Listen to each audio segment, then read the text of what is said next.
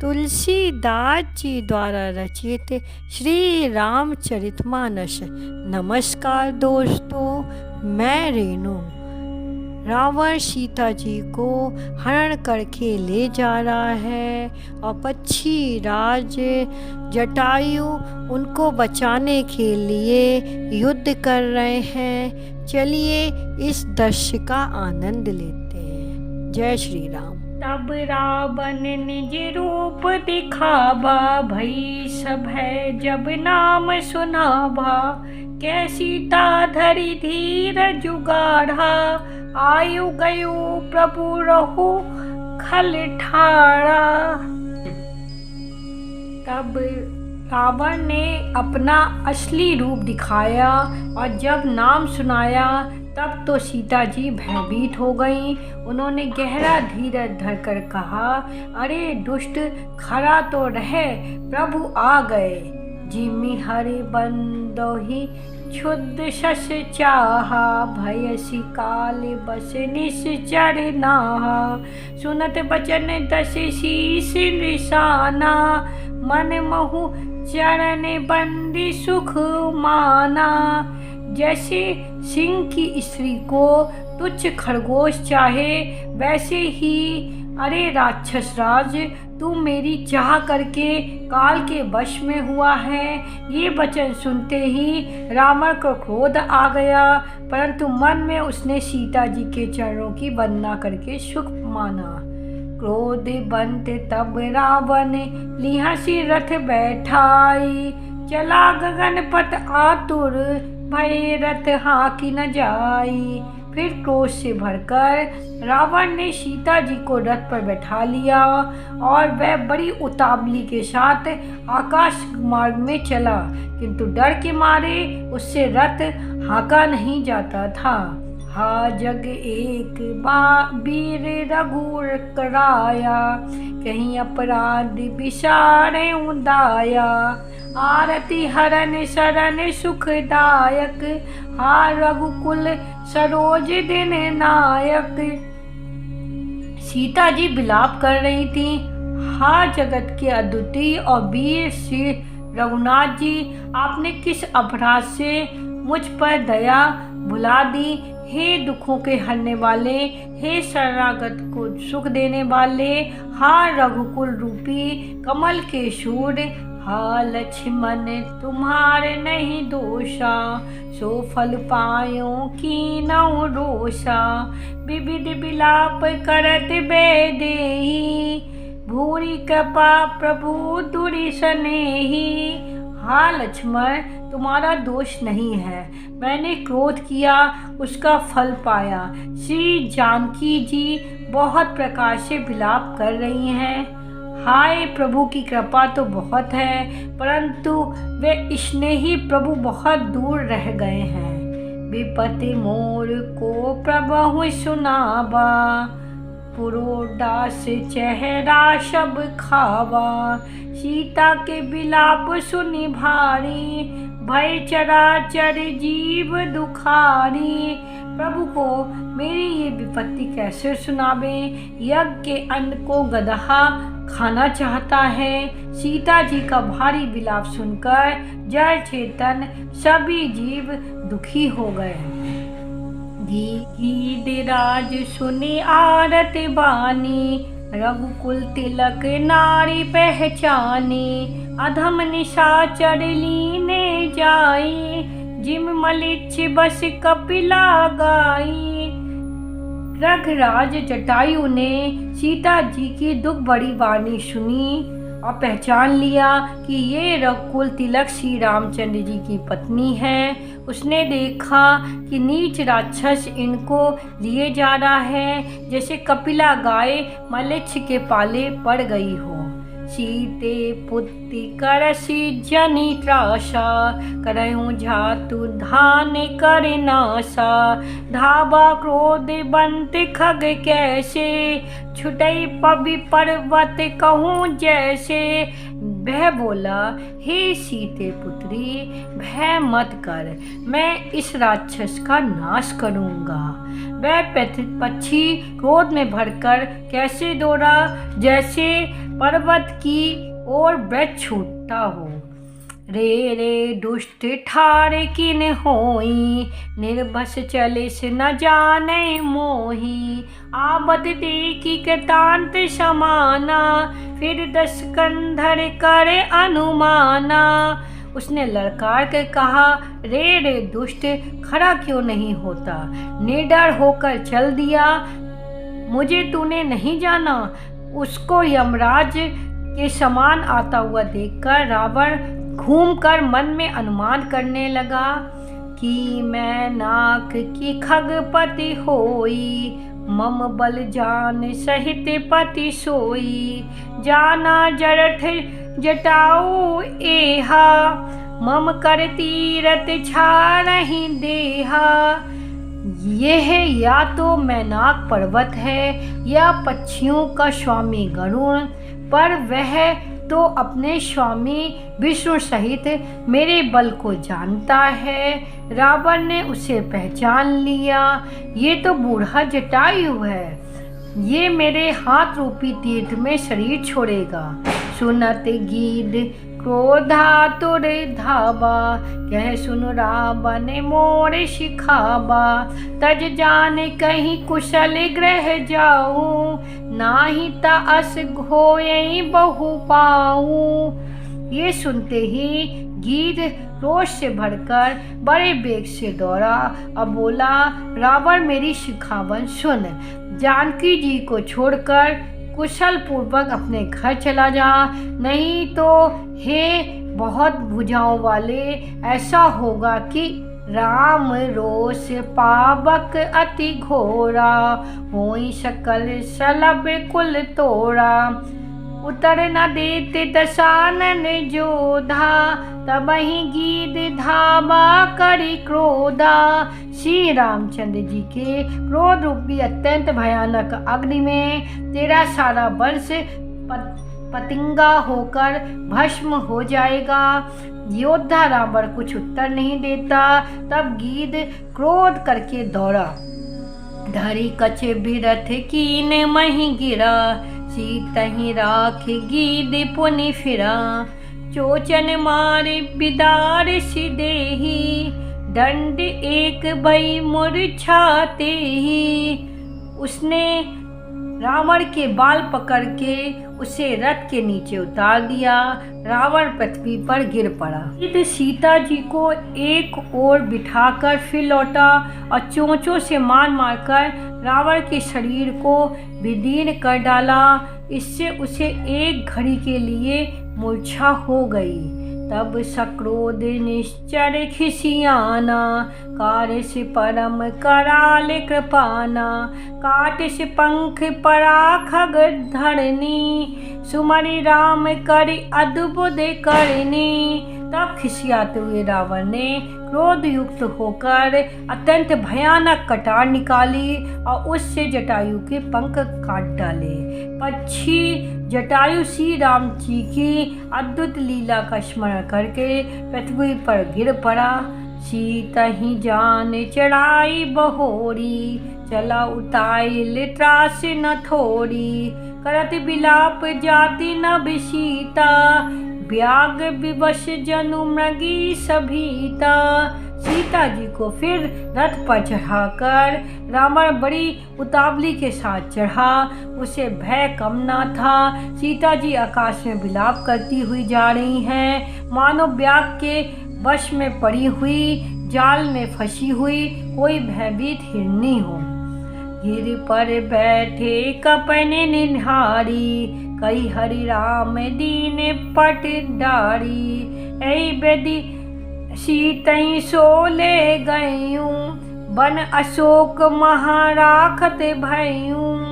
पर्वत पे बैठे हुए बंदरों को देखकर सीता जी ने हरि नाम लेकर वस्त्र डाल दिया। इस प्रकार वह सीता जी को ले गया और उन्होंने अशोक वन में जा रखा। हारी परा खल बहुविधि, भय और प्रीत दिखाए। तब अशोक पादप तर, राक्षस जतन कराई। सीता जी को बहुत प्रकार से भय और प्रीति दिखाकर जब वह दुष्ट हार गया तब उन्हें यत्न करा के सब व्याथा ठीक करा के अशोक वृक्ष के नीचे रख दिया। जय विधि कपट कुरंग संग धाई चले श्री राम, सो छवि सीता राखी उर रटती रहत श्री हरि नाम। जिस प्रकार कपट मृग के साथ श्री राम जी दौड़ चले, उसी छवि को हृदय में रखकर वह हरि नाम राम नाम रटती रहती हैं। रघुपति अनुजहि आबत देखी, बाहिज चिंता कीन विशेषी। जनक सुता परिहारौ अकेली, आयो तात बचन मम पेली। इधर श्री रघुनाथ जी ने छोटे भाई लक्ष्मण जी को आते देखकर ब्रह्मा रूप में बहुत चिंता की और कहा, हे भाई, तुमने जानकी को अकेली छोड़ दिया और मेरी आज्ञा का उल्लंघन कर यहाँ चले आए। निश्चल निकर फिरई बने माही, मम मन सीता आश्रम नाही। गही पद कमल अनुज कर जोड़ी, कयूं नात कछु मोई न खोड़ी। राक्षस के झुंड वन में फिरते रहते हैं, मेरे मन में ऐसा आता है कि सीता आश्रम में नहीं है। छोटे भाई लक्ष्मण जी ने श्री राम जी के चरण कमलों को पकड़कर हाथ जोड़कर कहा, हे नाथ, मेरा कुछ भी दोष नहीं है। अनुज समेत गए प्रभु तहवा, गोदावरी तट आश्रम जहवा। आश्रम देख जानकी हीना, भय विकल जस प्राकृत दीना। लक्ष्मण सहित प्रभु श्री रामचंद्र जी वहाँ गए जहाँ गोदावरी के तट पर उनका आश्रम था। आश्रम को जानकी जी से रहित देखकर श्री रामचंद्र जी साधारण मनुष्यों की भांति व्याकुल और दीन दुखी हो गए। हा गुण खानी जानकी सीता, रूपशील व्रत नेम पुनीता। लक्ष्मण समझाओ बहु भांति, पूछत चले लटा तरुपाती। वे विलाप करने लगे, हा गुणों की खान जानकी, हा रूपशील व्रत और नियमों में पवित्र सीते। लक्ष्मण जी ने बहुत प्रकार से समझाया।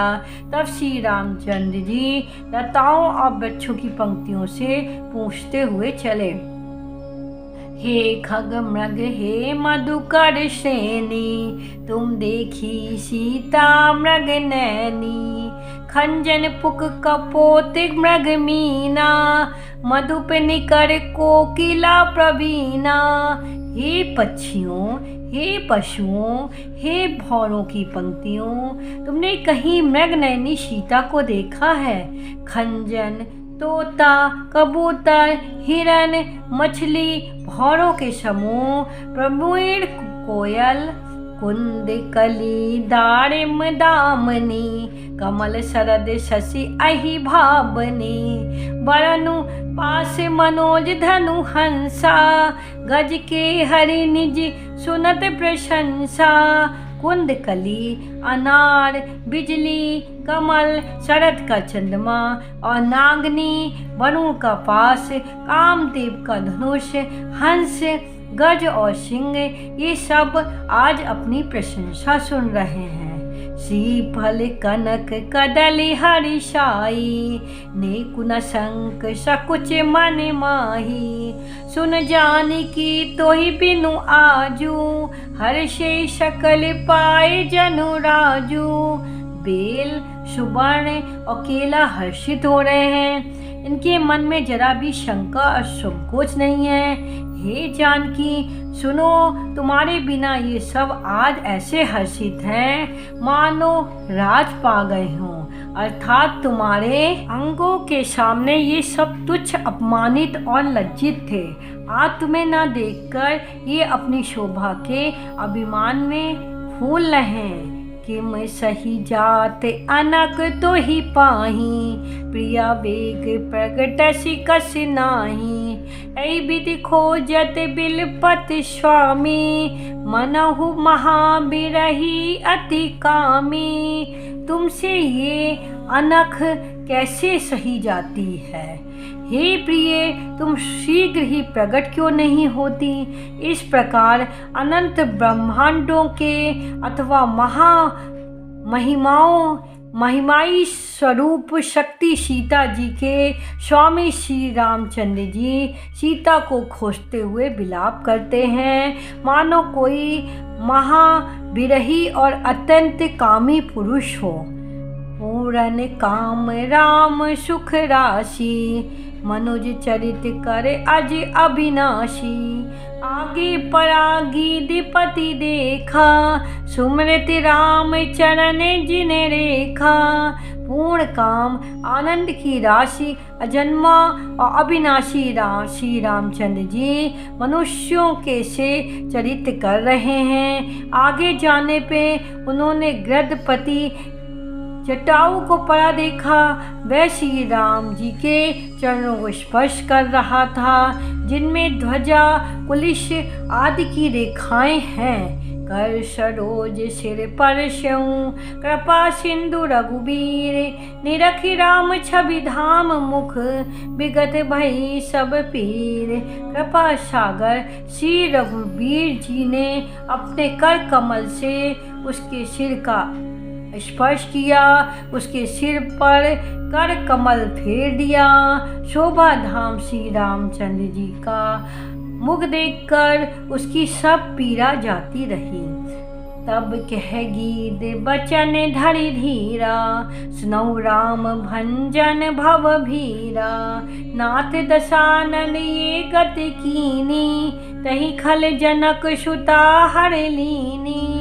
तब धीरज धरकर गीत ने ये वचन कहा, हे भव जन्म मृत्यु के भय का नाश करने वाले श्री रामचंद्र जी सुनिए। हे नाथ, रावण ने मेरी ये दशा की है, उसी दशा ने जानकी जी को हर लिया है। ले दक्षिण दिशि गयो गोसाई, विपति अति कुर्री की नाई। दरस लागी प्रभु राखे प्राणा, चलन चाहते अब कृपा निधाना। हे गोसाई, वह उन्हें लेकर दक्षिण दिशा को गया है। सीता जी कुर्री की तरह अत्यंत विलाप कर रही थीं। हे प्रभु, मैंने आपके दर्शनों के लिए ही प्राण रोक रखे हैं। हे कृपा निधान, अब ये चलना ही चाहते हैं। राम कहा तनु राखऊं ताता, मुख मुस्काए कहीं तहीं बाता। जाकर नाम मरत मुख आबा, अदम्यो मुकुट होई त्रुटि गाबा। श्री रामचंद्र जी ने कहा, हे तात, शरीर को बनाए रखिए। तब उसने मुस्कुराते हुए मुंह से ये बात कही, मरते समय जिनका नाम मुख में आ जाने से अधम महान पापी भी मुक्त हो जाता है, ऐसा वेद गाते हैं। सो मम लोचन गोचर आगे, राखो देह नाथ कहीं खागे। जड़ भरी नयन कहीं रघुराई, तात कर्म निजते गति पाई। वही मेरे नेत्रों के विषय होकर सामने खड़े हैं। हे नाथ, अब मैं किस कमी के लिए देह को रखूं? नेत्रों में जल भरकर श्री रघुनाथ जी कहने लगे, हे तात, आपने अपने श्रेष्ठ कर्मों से दुर्लभ गति पाई है। परहित बस जिनके मन माही, तिन कहूँ जग दुर्लभ कछु नाही। तनु तज तात जाहु मम धाबा, देहु काहा तुम पूर्ण कामा। जिनके मन से दूसरों का हित बसता है, उनके लिए जगत में कुछ भी दुर्लभ नहीं है। हे तात, शरीर छोड़कर आप मेरे परम धाम में जाइए। मैं आपको क्या दूं? आप तो पूर्ण काम हैं, सब कुछ पा चुके हैं। सीता हरण ताति जानी, कहूँ पिता सन जाई। जो मैं राम तकुल सहित, कहीं दशानन आई। हे तात, सीता हरण की बात आप जाकर पिताजी से ना कहिएगा। यदि मैं राम हूँ तो दशमुख रावण कुटुंब सहित वहाँ आकर स्वयं ही कहेगा। गीद देह तज धरि हरि रूपा, भूषण बहुपट पीत अनूपा। श्याम गात विशाल भुज चारी, स्तुति करत नयन भरी बारी। जटायु ने गीत की देह त्याग कर हरि का रूप धारण किया और बहुत से अनुपम आभूषण और पीताम्बर पहन लिए। श्याम शरीर है, विशाल चार भुजाएं हैं और नेत्रों में प्रेम तना आनंद के आंसुओं का जल भरकर वह स्तुति कर रहा है। जय राम रूप अनूप, निर्गुण सगुण गुण प्रेरक सही। दस शीस बाहु प्रचंड खंडन, चंड सर मंडन मही। पाथोदकात सरोज मुख, राजीव आयत लोचनम। नित नौमि राम कृपाल बाहु, विशाल भव भय मोचनम। हे राम जी, आपकी जय हो।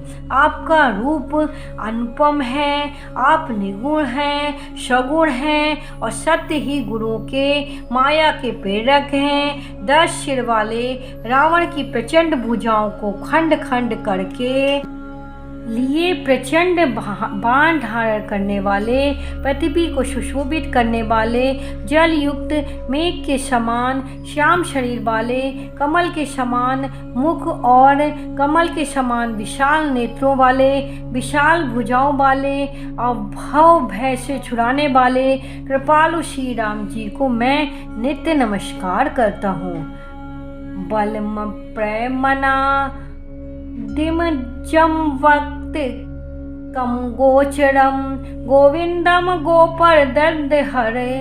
विज्ञान घन धरनी धरम, जे राम मंत्र जपंत संत। अनंत जन मन रंजनम, नित नौमि राम अकाम प्रिय। कामादि खल दल गंजनम। आप अपरिमित बल वाले हैं, अनादि अजन्मा अव्यक्त एक अगोचर। गोविंद इंद्रियों से अतीत, जन्म मरण सुख दुख हर्ष शोकादि द्वंद्वों को हारने वाले, विज्ञान की घन मूर्ति और पृथ्वी के आधार हैं तथा जो संत राम मंत्र के जपते हैं उन अनंत सेवकों के मन को आनंद देने वाले हैं। उन निष्काम प्रिय निष्काम जनों के प्रेमी अथवा उन्हें प्रिय तथा काम आदि दुष्टों दुष्ट व्यक्तियों के दल का दलन करने वाले श्री राम जी को मैं नित्य नमस्कार करता हूँ।